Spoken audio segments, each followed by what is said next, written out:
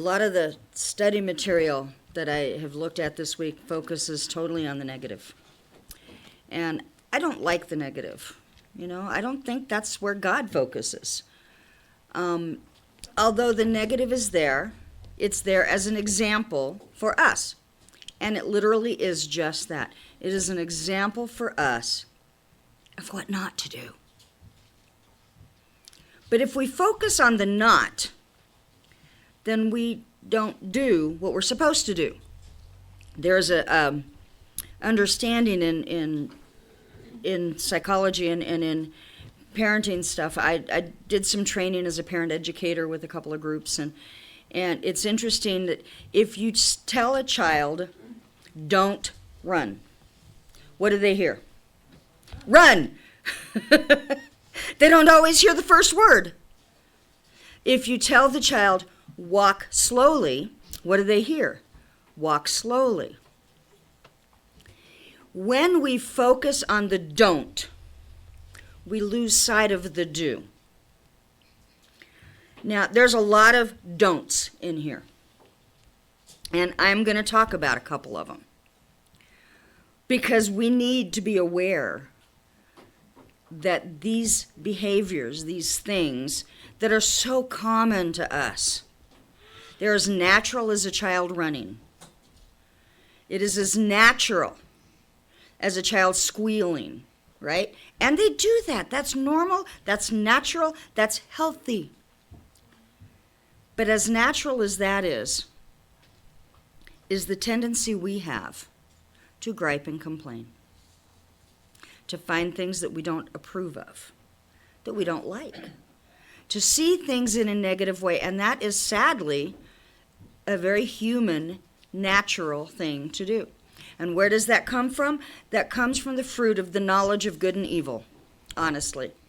Because what is the fruit of the knowledge of good and evil? Being able to look at something and saying that's good or that's bad. And so what we do is we look at things and we decide, is that good or is that bad? Is that good or is that bad? And sometimes those things are not ours to decide. Sometimes those things are not ours to decide. Is it good for me? Maybe different than is it good or bad. There are things God has told me not to do. I can't tell you that God said not to do it, because it's what he's told me.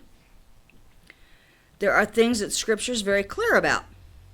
There are some things that are very clear don'ts. And there are some things that are very clear do's. And my position is, honestly, if we would spend more time with the do, we wouldn't need to be so concerned with the don't. In our reading out of the Apostolic Writings today, out of Matthew, we find that Judas had a gripe against Jesus. He had a gripe against him. If we go back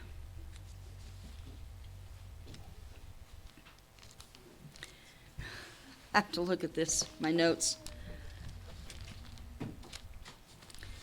That's the wrong Matthew passage. I was like, that's not right. Okay. If we go back a little bit in the storyline in Matthew, we find that they're sitting at a table, they're reclining, they're having a meal, and there's a woman who anoints Yeshua's feet with a very expensive ointment or anointment. When he was sitting at the house of Shimon, a man who had been healed of leprosy, there was a woman with an alabaster jar filled with very expensive perfume. It's in verse 6 of Matthew 26. And while he was eating, she poured it on his head. She anointed him. She poured this very expensive perfume on him. And the first thing that was said, the disciples saw it, they said, "Why this waste? Why is she wasting that? Why is she pouring that on you? That's not okay." This could have been sold. That perfume was expensive. It could have been sold. We could have used that money for the ministry. We could have used that money to help people. We could have used that money for this, that, or the other thing. They were looking at her offering from their materialistic perspective, not seeing it as an offering. And they had a gripe against it. And Yeshua defended her, right? Yeshua defended her. And in verse 13 we read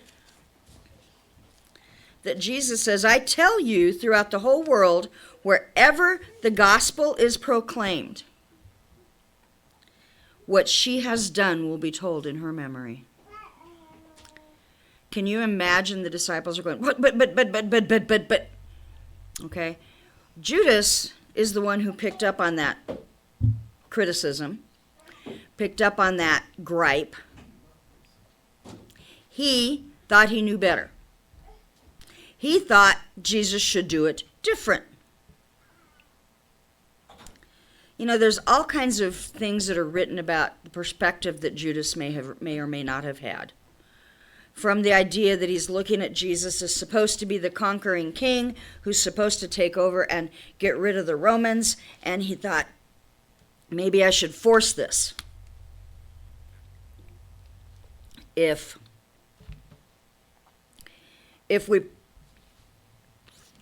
I betray him, if I show them where he is when they want to arrest him, he will be forced to show who he is or die, which he's not going to do because he's the coming king, right? Mm-hmm. See, Jesus had been trying to tell them that at this point he was going to die. His kingship had been rejected. His messiahship had been rejected. He had been telling them he would die. They didn't get it. Judas didn't get it. He had a gripe against the ministry and against how it was being done, and it led to him betraying the master. When we read in Samuel, 1 Samuel, we read that portion, we read that in verse 12 of chapter 12. When you saw that Nachash, the king of the people of Ammon, was attacking you, you said to me, no, we want a king to rule over us. There had been a whole series of judges in Israel.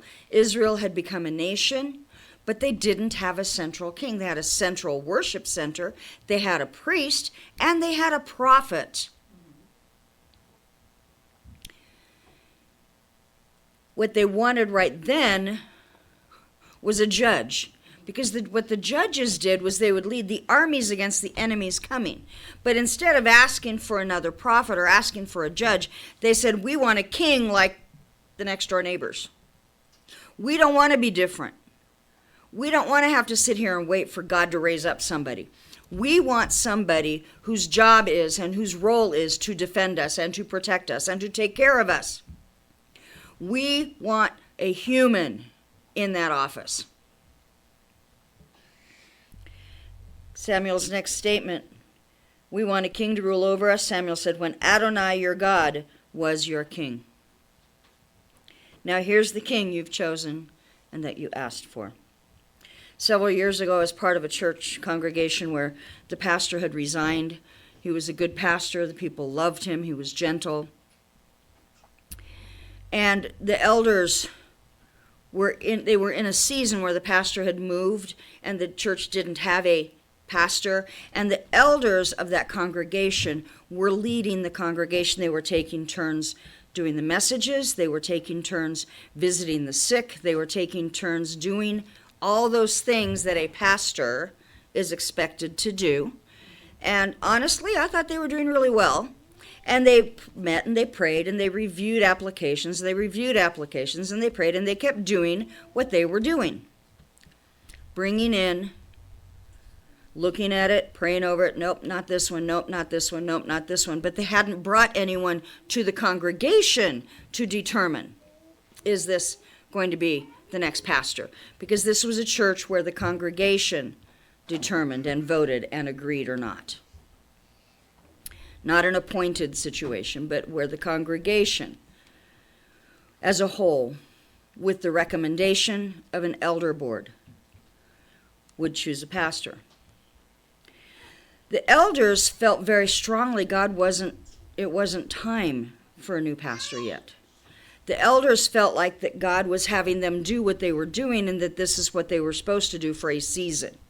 Take turns teaching, take turns leading, and honestly, it was doing well, and the church was even growing during that period, which is amazing because that doesn't happen.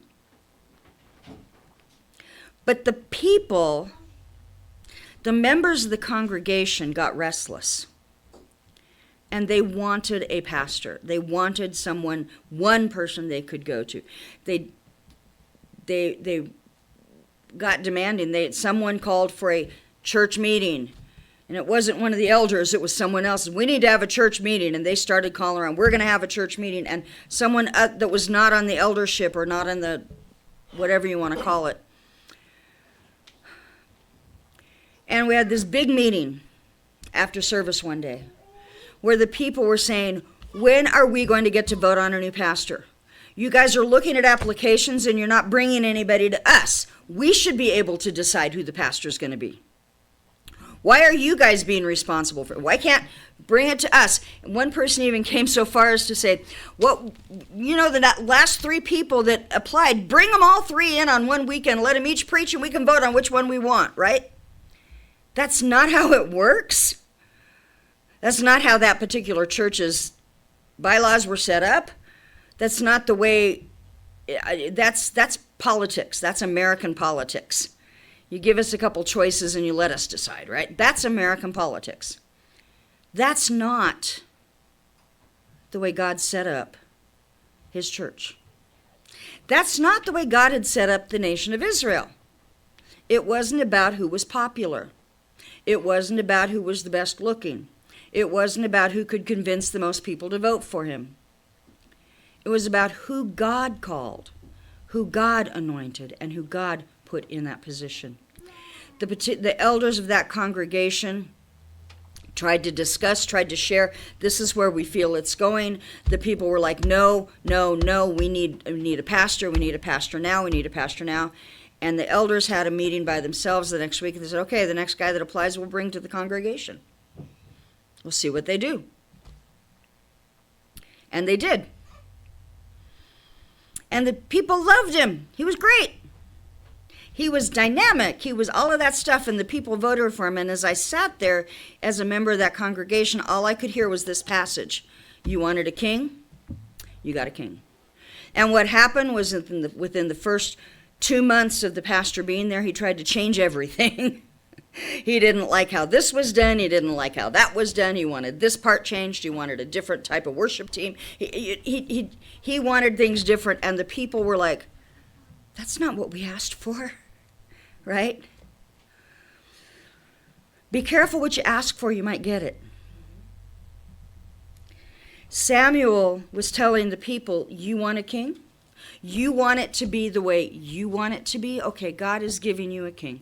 But I'm going to tell you what's going to happen. The king is going to demand taxes. He's going to take your sons as army for the army. He's going to take from your flocks and from your grain, and he needs to eat. He's going to try to look like the other kings, and so it means he's going to build his wealth. But how does a king build wealth? By taking it from the people, right?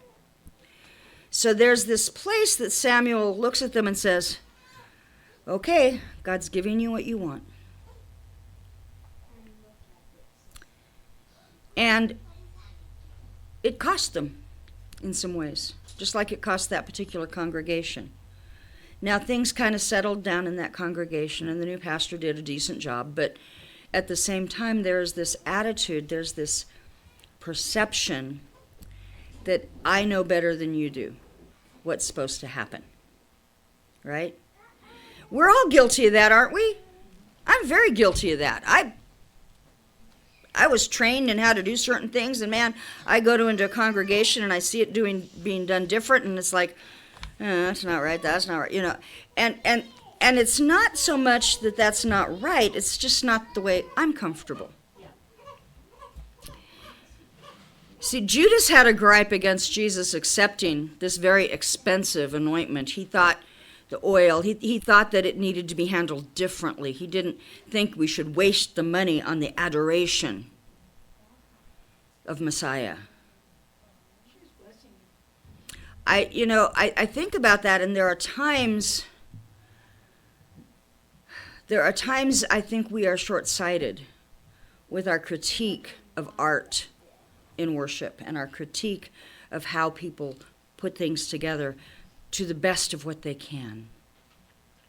In Judaism, it's understood that you want to bring your very best to God. Your very best, always your best, is a form of worship before God. So in preparation for Shabbat, maybe on Monday you see something really nice that would be really good to have, and you buy it and you think, okay, this is going to be for Shabbat. I'm going to hold this for Shabbat. But on Wednesday you see something better and you buy that instead, and then you eat what was here, There's this back and forth. There's bringing the best to God. I will tell you, God loves it when we bring our best. He does. He appreciates it. But he also loves it when we feed the poor and take care of the needs. It's a balance of knowing when God says to do what, right? And we don't always get it right. I don't think that congregation got it right. I don't think it was time for them to have a new pastor. But that's my opinion. I think we can look back and we can see how easy it is for the people of Israel to be complaining because they didn't have a king to lead them to war, because there was an enemy coming against them, and they needed a rescuer. They needed a defender. And they didn't realize that God himself was their defender, their rescuer. And that if they were not being defended and if they were not being rescued, maybe it was because they had a heart attitude that needed to be changed. When we go back to the Torah and we read about Korah, Korah had a gripe against Moses. Actually, Korah had a gripe against Aaron. Korah was their cousin. He was a first cousin, okay? His father and Moses and Aaron's father were brothers. He was looking at the way that it had been set up, that Aaron gets this wonderful honor of being the high priest, and that's how Korah saw it. He saw it as Aaron being raised up in a position that made him better than. That's a mistake. It wasn't that Aaron was better than. It was that God said, I want him to do this. Some people have asked why Aaron would be the high priest when Aaron was the one that helped set up the golden calf. Right? Think about it. He helped enable. He enabled the whole congregation to violate God's clear commandments. Why would God want him to be the high priest then? What is the role of the high priest? The role of the high priest is to ask God's forgiveness, to offer the sacrifices, to cleanse the sin, to cleanse the stain of the sin in the temple.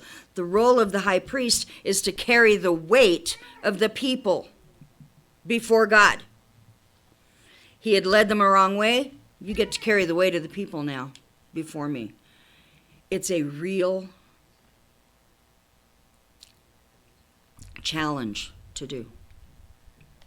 Korah saw it different. Korah saw it that he thought that Aaron was being lifted up into a place of leadership to look good, to be somebody, where Korah wanted to be somebody, and Korah wasn't that somebody.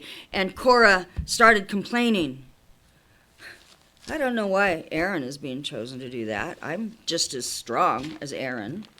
I've been more faithful. I didn't lead in the golden calf incident, and Aaron did.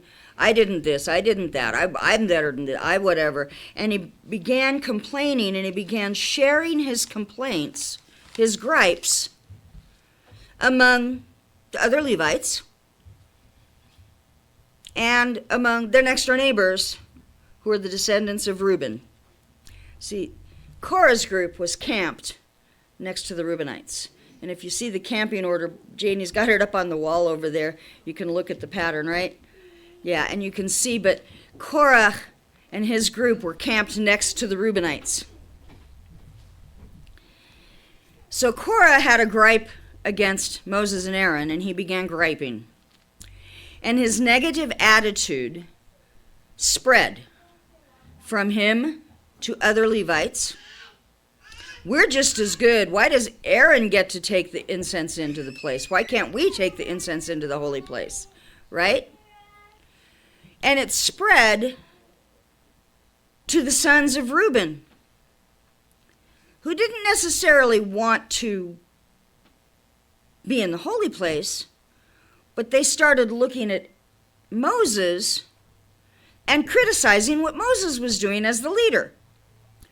The tribe of Reuben was the firstborn, right? Reuben should have been a leader. Reuben should have been a leader, but because of actions that he made, that leadership was taken from him and from his tribe. And here are his descendants going, it's not fair. It's not right. Why is Moses leading up there? They're griping, they're complaining, they're even exaggerating. I'm going to read this out of verse 13 of chapter 16. This is Dathan and Avram said, we're not going to come and talk to you, Moses. Is it a mere trifle, bringing us up from a land flowing with milk and honey, to kill us in the desert? Wait a minute. Where's Moses bringing them from? Slavery. Is slavery in Egypt a land flowing with milk and honey? No. It's nothing like it. Not for them. Not for them it wasn't. But here they've taken their memories, and in their complaints and in their criticisms and in their looking at what was going wrong, it affected even their memories. And they began to accuse. And they accuse Moses of leading them up out of a beautiful promised land, but not giving them the new promised land. Well, Egypt wasn't a beautiful promised land. It wasn't wonderful there.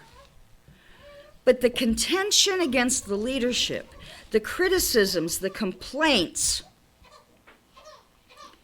led to not just a group of Levites saying, we want to go into the Holy of Holies, but it led to Reubenites saying, we want to replace Moses. We want a new leader. We want some...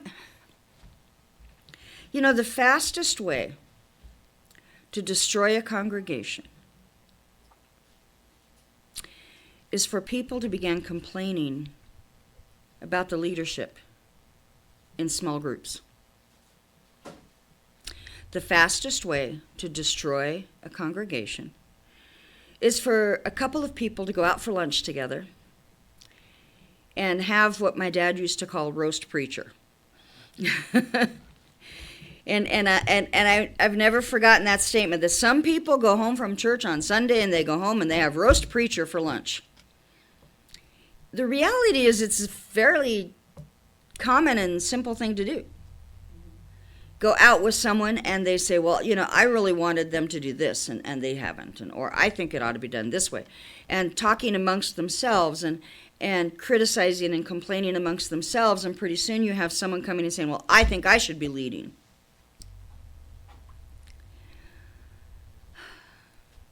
This congregation has not been immune from that, have we? But honestly, we're small enough that if I shared some of those stories with you, you might recognize people, and I don't want to do that to anybody, so I'm not going to. But what I'm going to say is this: if someone comes to you with a criticism or a complaint, bring them to me. Bring them to Janie so she can bring it to me. Handle it properly. Don't sit around and complain.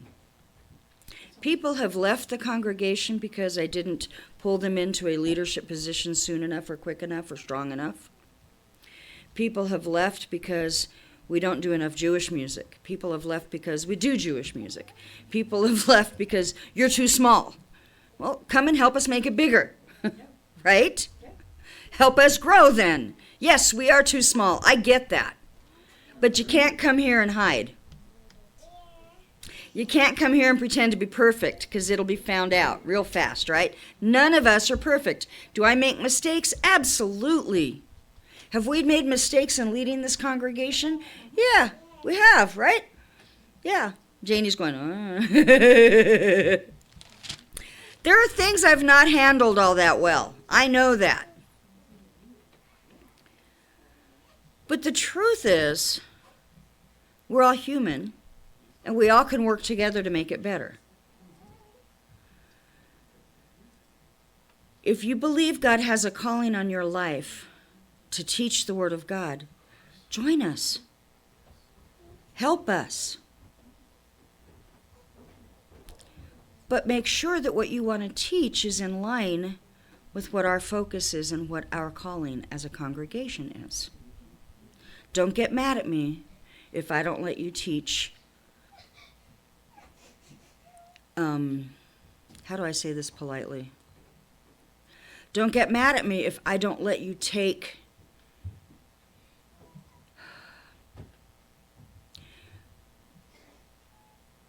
if I don't let the teaching go off in places that bring fear-mongering. Okay? I think that's the easiest way to put it. We don't do fear-mongering here. Don't come in and think that you can teach against or teach the proper pronunciation of God's name, because honestly, we don't know the proper pronunciation of God's name. Don't get mad at me if I pronounce it different than you. Don't get upset if we say the name in worship. People get upset over the littlest things and tend to talk to each other about it. People get upset. For a while there, we had a group of people that were going out to lunch after service on Saturday. You know, we had other people that don't come back to the congregation because we didn't squelch that, because, you know, you shouldn't go out and you shouldn't spend money on Shabbat. That makes somebody else work. That's their application and their understanding of it. We don't enforce that. We don't right now have a midweek Bible study. Why? Because nobody showed up when we did it. Praise and worship, they didn't show up. We did praise and worship night, and it was Paula, me, and Janie. Right? Well, and sometimes Winchime when she was living here, of course. She didn't have a choice. She was here. But that's the whole thing. If you want something, help us do it.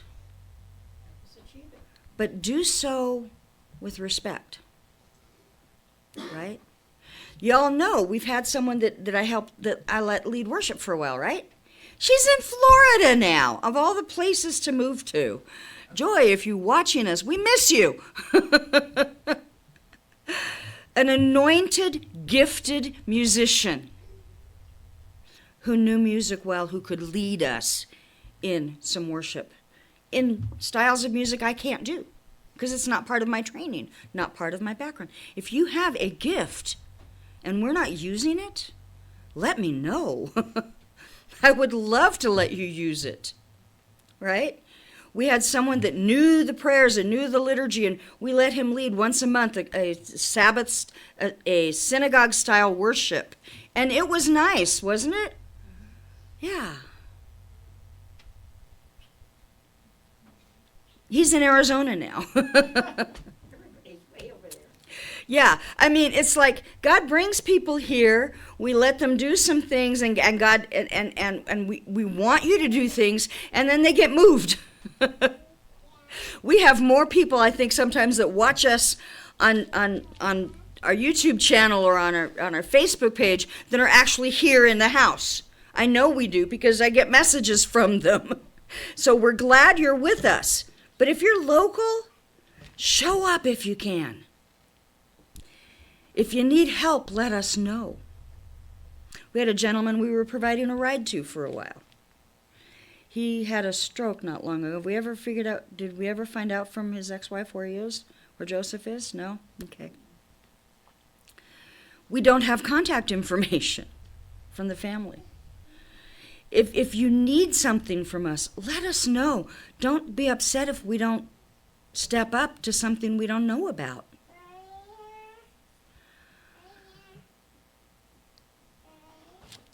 The fact is, Korach thought he had a legitimate complaint. And here's my question. Why didn't he go to Moses privately and say, why is Aaron lifted up? And then Moses might have been able to explain to him, well, you know what? This lifting up is actually making him responsible for what he did. It's a lot of work. It's hard. It's not easy. Craig knows, he sees me studying all week long, huh? I'm sitting at my computer, scrolling, looking at that. I have a lot of study materials that I access via the internet. I am so grateful for the internet. It's a lot of work to figure out and to go through the Torah portion and the Haftarah portion and the New Testament and say, okay, God, what are you saying to us? It's not easy. You know what? One of the number one fears in America today is public speaking. Yeah. Public speaking. And you know what? It's kind of cool because I've never had that fear. Me either. Except for once, and that was when I was doing a particular speech in a particular class, and I knew that there were people there that were not going to like it. And I had nightmares about it for a week. But God gave me a gift, and I'm using it. God gave you all gifts too, and I appreciate it. I want to show you, I don't know if you all see the staffs that are over there. When we were studying this portion a while back and we read about how God showed who his chosen priest was by having all the leaders of all the tribes bring their staff. You know, a staff was like kind of like a totem, but not a totem pole because it wasn't a picture of their gods. It was a staff of authority. It represented authority, just like a king's scepter would be representative of his authority. Their staff was representative of their authority. And God said, you want to know who I want leading? Bring your staffs. Leave them in the temple. Right? Those are the tribes' staffs. What happened to all of the staffs was they all stayed the same except for one, right? And we have it up by the high priest there. Janie made that one. Janie made those staffs for us as a visual example of what God did. And she made, now there are not almonds on it now, but you know, there were packages of almonds that she had taped to it, and we all got to take home almonds that day. That's right. That's why they're not there. That's why they're not there. We all took them home and ate them, right? But this is part of Janie's gifting, to create the visual aids that help us learn. I tell you, I appreciate that couple back there. He's been mowing the lawn for us. Yay! Because it's not something I can do. It's not something Craig can do at this point, right? If you have a gift, if you're watching us and you want to come and join us in-house and you have a gift you want to share, let me know. When people have come and said, I have a song I'd like to sing to the group, have I ever said no? No. Once. Once I said, not right now. Can you do it tonight or can you do it next week? Once I had to say no. If God has given you something to share with us, bring it. Share it. Help us. Don't just complain because you weren't put in charge. Don't leave because I didn't give you a microphone to sing along. We don't have a worship team. You want to know why we don't have a worship team? You all are the worship team. But one of the reasons we don't have a worship team is because nobody came to practice. Okay? The other reason is we don't have the microphone setups. We don't have a soundboard that can handle it. We have an old soundboard that was donated to us that cracks and pops on the other channels. We've picked the channels that work. We took it into the shop to see if they could fix it, and the guy said, not going to happen. It's not going to happen. It's too old. It's too used. Just, it's probably dusted. We could, and we did some things, and we've got like 4 channels that work right? Works fine. For us, it's working fine. If we ever have enough people to have a really good, solid worship team, and people want to show up and come and rehearse and practice the songs so we can do the parts, it's like we are a worship team.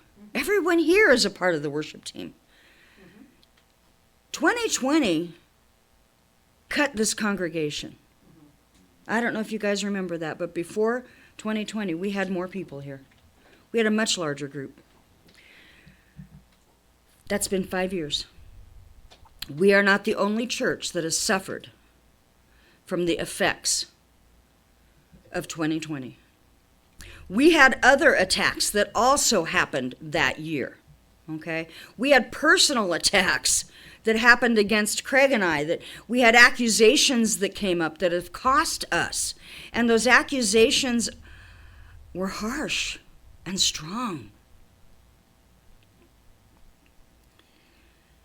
And it's cost. And Craig is still paying the price for those accusations. And if you want to know about it and you think you need to know about it, call me, send me a message, we can talk. And I can explain it to you better. But the reality is, when one witness steps up and says, I don't know. The scriptures tell us there should be 2 or 3. That's right. 2 or 3 witnesses to come against a leader. Not 1, 2 or 3.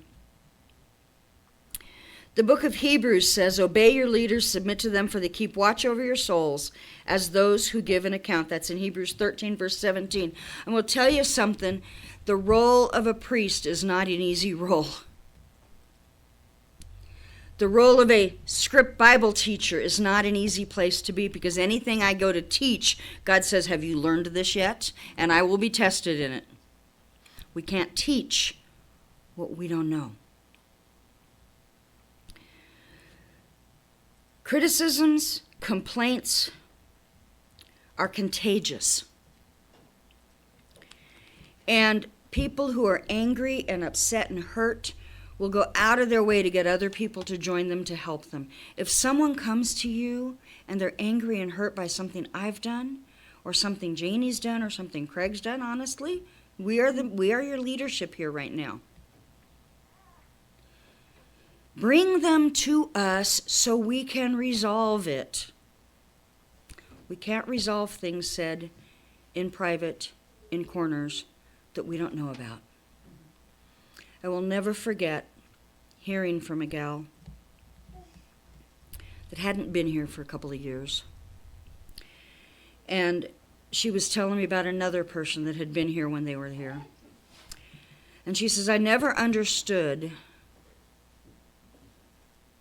why you didn't let that person do da-da-da. They were really mad about that because you wouldn't let them do da-da-da-da. The person wanted to start a children's ministry, have Sunday school classes. We didn't have children. We didn't have any families that had children. There were no children to teach. And I said, there's no children here. And she said, oh, that was the end of the discussion. And she left. And I never knew that the reason she told other people she left is because I wouldn't let her do a Sunday school class. I found that out 3 or 4 years later. And I went, she never came to me and said anything beyond that first discussion. We didn't have children. Interesting. We are different than a lot of other places. We're not going to go Christmas caroling. Although we had someone who wanted to do that for a while, and It's fun. it can be fun, it's enjoyable, but we as a congregation celebrate Hanukkah. We don't celebrate Christmas. We're not going to have a Christmas tree decorated in the church. I had someone that got upset because I wouldn't let them bring it. We are a Messianic congregation. That doesn't mean I'm going to criticize other congregations who do those things, but that's not our call. Our calling is to celebrate the feasts and the festivals as outlined in Torah, outlined in the teachings of Moses, and as historically understood, to see them and recognize Jesus in them because he's there. We celebrate Shabbat not as a list of don'ts. Let me say that again. We celebrate Shabbat, Sabbath, not as a list of don'ts, but as a list of do's. Do worship God. Do honor him. Do set aside, if not all of the day, part of the day, and then learn about it. Learn more about it. If you don't know how to do a Friday night Erev Shabbat, let us know. I'd be happy to sit down, and it's something we were doing for a while, and then we got out of the habit of. We're Gentiles. We didn't get raised with this. This isn't inbred in us. This is something we have to work to do, to light Shabbat candles on a Friday night, to say the blessings, to do all of that stuff. This is not natural to us. But it's something we can learn. That's right. It's traditions we can learn from. If you want to learn about Shabbat, let's study it together. But what I'm going to ask is that we speak positively of each other wherever we are at in our honoring of Shabbat. Wherever we are at in our honoring of the traditions, because that's what Friday night is. It's traditions. Okay?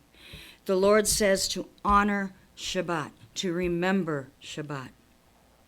But he doesn't tell us how. Not in black and white in the scripture. There are some things that are kind of black and white.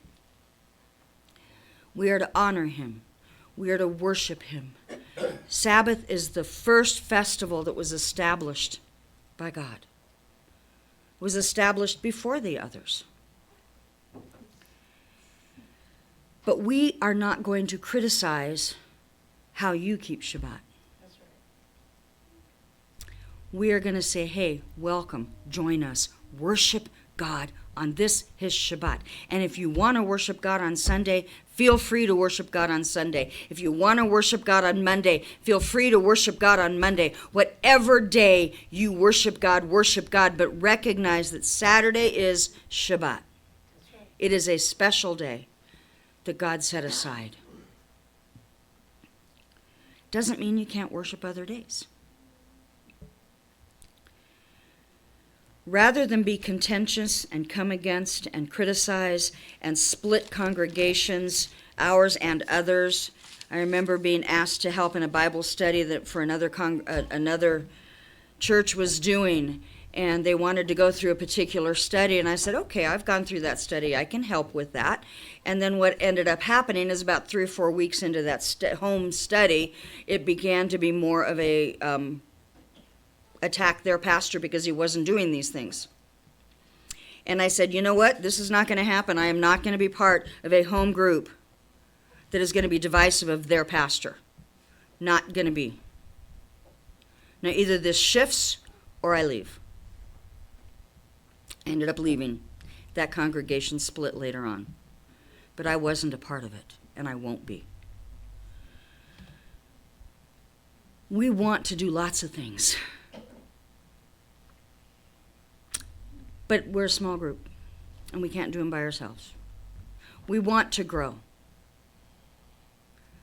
We can't do it by ourselves. But we feed the homeless. Yeah, as Paula said, we do what we can, and we've got a setup over here where you can put together lunches to feed the homeless, to help people, because that's something God's asked us to do, and that's something we can do. We're gathering things already to do Operation Christmas Child, to put together shoe boxes, to go around the world to tell children God loves them. It's not really about Christmas. It's about sharing the message that God loves. That's what we're called to do. And in a couple weeks, I'm going to talk to you about the forgiveness that God offered to Korach's family. Because, you know, when we read this week, it looks like his whole family went into the grave with him, right? That's not true. We will find out in a couple weeks what happened with his sons. See, God has mercy on those who turn to him. So if you've been a grumbler or a complainer, ask God forgiveness. Work towards doing the positive. I thought about doing this yesterday, and I didn't, because it just didn't work out. I thought about bringing little notebooks for us to take home to fill out what good. I want you each to stop and think, what good do you see every day? What good do you see every day? Not what's bad, not what's evil, not what's wrong. What good do you see every day? What is God doing that is good? And thank him for it. Let's not be complainers.